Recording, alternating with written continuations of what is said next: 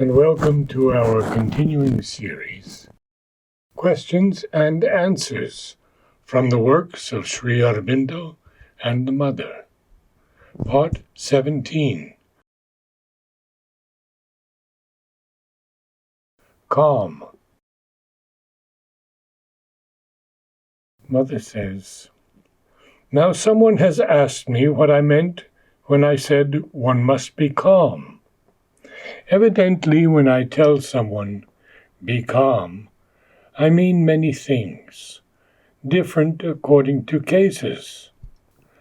But the first indispensable calmness is mental calmness, because generally it is this that is lacking the most. When I tell anyone, be quiet, I mean, try not to have an agitated, excited, trepidating mind. Try to quiet your brain and stop circling around in all your mental imaginations, observations, and constructions." One can rightly add another question. You tell me, be calm. But what must I do in order to be calm? The answer is almost always the same.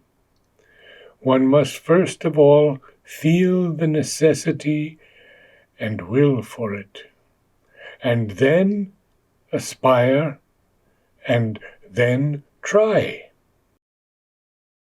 For trying, there are innumerable ways which have been prescribed and attempted by many. These means are generally long, arduous, difficult. Many get encouraged before reaching the end, because the more they try, the more their thoughts begin whirling and agitating in their brain. For each one, the means is different. But first of all, you must feel the need. For some reason or other, either because you are tired, or because you are bored, or because you truly want to rise beyond the state you live in, you must understand, feel the necessity of this calmness, this peace in the mind. And then, afterwards, you may successively try all the means, known or new, to arrive at the result. Now you come to perceive very soon that there is another calmness necessary, and even very urgent. It is vital calmness. That is to say, absence of desire. Only when the vital is not sufficiently well developed, as soon as it is told to be calm, it goes to sleep or goes on strike. It says, "No, I will not move. If you do not give me the food I need," excitement, enthusiasm, desire, even passion, "I prefer not to budge. I will do nothing."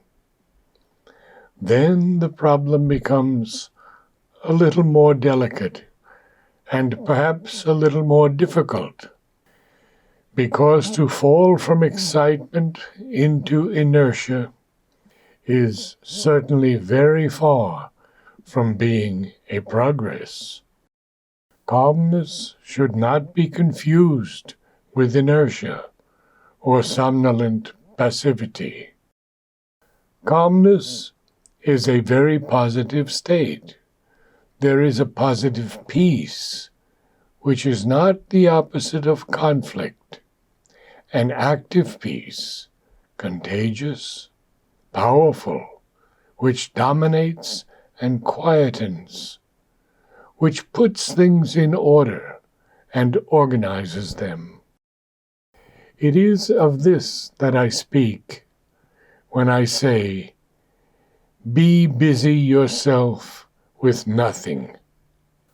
Far from that, true calmness is a great force, a great power. In fact, one can say, if the problem is seen from the other side, that all who are truly strong, powerful, are always very calm. It is only the weak who are agitated. As soon as you become truly strong, you are peaceful, calm, and quiet, and you have the power of endurance to face the adverse waves that fall upon you from outside in the hope of upsetting you. This true calmness is always the sign of force. Calmness belongs to the strong. It is true, even physically. I do not know if you have observed animals like the lion, the tiger, the elephant. But the fact is, when they are not in action, they are so perfectly calm. A lion sitting and looking at you seems always to say, how restless you are. He looks at you with such a peaceful air of wisdom. And all his power, energy, and material force are there collected, assembled, concentrated, and without the shadow of agitation, ready for action when the order is given. I have seen people, many, who cannot keep quiet for half an hour, seated without fidgeting.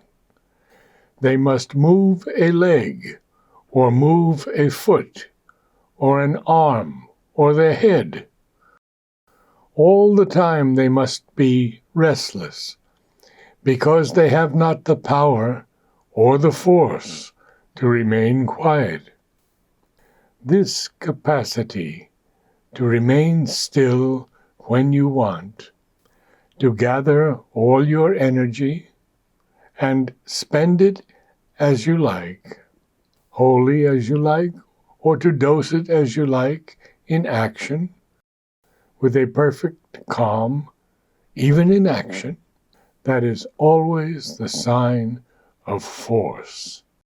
It can be physical force. It can be vital force. It can be mental force. But if you are in the least agitated, you may be sure that there is somewhere a weakness.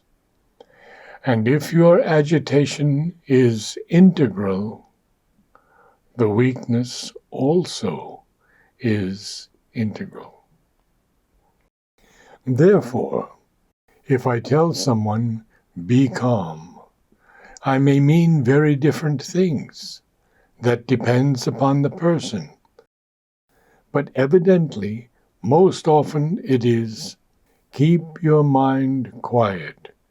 Do not be restless in your head all the time. Do not stir up your ideas as with a shovel. Be quiet.